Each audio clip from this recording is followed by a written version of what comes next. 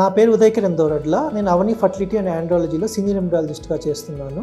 నేను ఈరోజు మీకు అజోస్పెర్మియా అంటే ఏమిటి, దాంట్లో ఉన్న డిఫరెంట్ టైప్స్ ఆఫ్ అజోస్పెర్మియా గురించి ఎక్స్ప్లెయిన్ చేస్తాను. అజోస్పెర్మియా అంటే వ్యక్తి యొక్క వీర్యంలో ఎటువంటి శుక్రకణాలు లేకపోవడాన్ని అజోస్పెర్మియా అంటారు. అజోస్పెర్మియా అనేది 3 రకాలుగా ఉంటుంది. ఒకటి pre testicular azoospermia, testicular azoospermia and post testicular azoospermia. Pre testicular azoospermia అంటే సెమినల్ ప్రొడక్షన్కి ఉపయోగపడే హార్మోన్స్ సరిగా ఉత్పత్తి అవ్వకపోవడం వల్ల ఈ కండిషన్ ఏర్పడుతుంది. టెస్టులర్ అజోస్పెర్మియా అంటే టెస్టికల్స్ యొక్క స్ట్రక్చర్ కానీ దాంట్లో ఏదైనా అబ్నార్మాలిటీస్ ఉండడం వల్ల స్పెర్మటోజెనిసిస్ అనే ప్రక్రియ కంప్లీట్గా ఆబ్సెంట్ అవుతుంది. దీన్ని టెస్టులర్ అజోస్పెర్మియా అంటారు. పోస్ట్ టెస్టులర్ అజోస్పెర్మియా అంటే ఈ పేషెంట్లో స్పెర్మటోజెనిసిస్ ఉంటుంది, కానీ రీప్రొడక్టివ్ ట్రాక్లో ఏదైనా అబ్నార్మాలిటీస్ వల్ల ఈ సమస్య ఏర్పడుతుంది.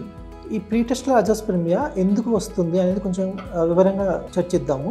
ఈ ప్రీ టెస్టులర్ అజోస్పెర్మియా ఎందుకు వస్తుంది అంటే ఏదైనా genetic conditions like Klemens syndrome లాంటివి ఉన్నవారికి GnRH గొనాడోట్రోఫిన్ రిలీజ్ హార్మోన్ అనేది బ్రెయిన్లోంచి ప్రొడక్షన్ ఉండదు. దీనివల్ల స్పెర్మటోజెనిసిస్ అనేది కంప్లీట్గా ఆబ్సెంట్ అవుతుంది. సో రెండవది ఏంటంటే హైపోథలామస్ కానీ పిట్యూటరీ గ్లాండ్ కానీ ఏదైనా డ్యామేజ్ ఉంటే దానివల్ల కూడా హార్మోన్ ఇంబ్యాలెన్స్ వచ్చి స్పెర్మటోజెనిసిస్ అనేది కంప్లీట్ ఆబ్సెన్స్ ఉంటుంది. మూడవది రేడియేషన్ ట్రీట్మెంట్ వల్ల కానీ క్యాన్సర్ వల్ల కానీ ఈ కండిషన్ ఏర్పడుతుంది. సెకండ్ వన్ వచ్చేసి టెస్టులర్ అజోస్పెర్మియా. దీనిలో కొన్ని కారణాల వల్ల వస్తుంది. ఒకటి వచ్చేసి కంప్లీట్ ఆబ్సెన్స్ ఆఫ్ టెస్టిస్, రెండోది అసెండెంట్ అండ్ డిసెండెంట్ టెస్టికల్స్ వల్ల వస్తుంది, మూడవది క్లెన్ఫిల్టర్ సిండ్రోమ్ అనే ఒక జెనెటిక్ కండిషన్ ఉంటుంది. దీంట్లో నార్మల్గా ఉండవలసిన XY క్రోమోజోమ్స్ కన్నా XXY క్రోమోజోమ్స్ ఉంటుంది.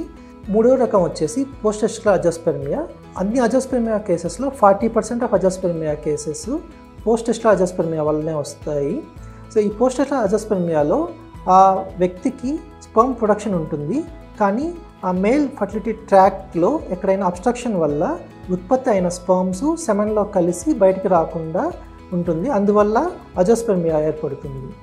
కాజెస్ వచ్చేసి complete absence of Vyas difference వల్ల కానీ ఎపిడెడమస్లో ఏదైనా బ్లాకేజ్ ఉండడం వల్ల కానీ వస్తుంది.